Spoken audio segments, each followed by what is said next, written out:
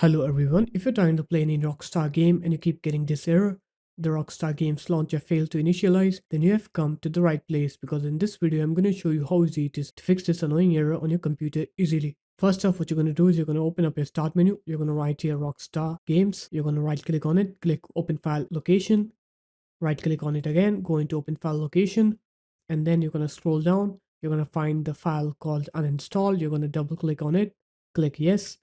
Make sure to not select anything from here. Leave both of these checkboxes unticked and click continue and uninstall Rockstar Games Launcher. And after that, you're going to go ahead and manually install Rockstar Game Launchers from the internet.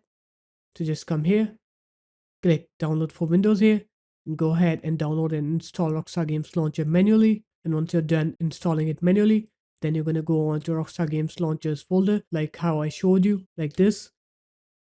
Open file location, go into open file location again, and then you're going to right click on launcher patcher. You're going to go into properties, you're going to go into compatibility, you're going to make sure that everything is unchecked and just make sure run this program as an administrator is checked. After that, click OK. Now do the same for launcher.exe, uncheck everything and just make sure this one is checked, click OK, and then you're going to open it up and you'll see Rockstar Games Launcher will work correctly now and we'll be able to play our Rockstar games now.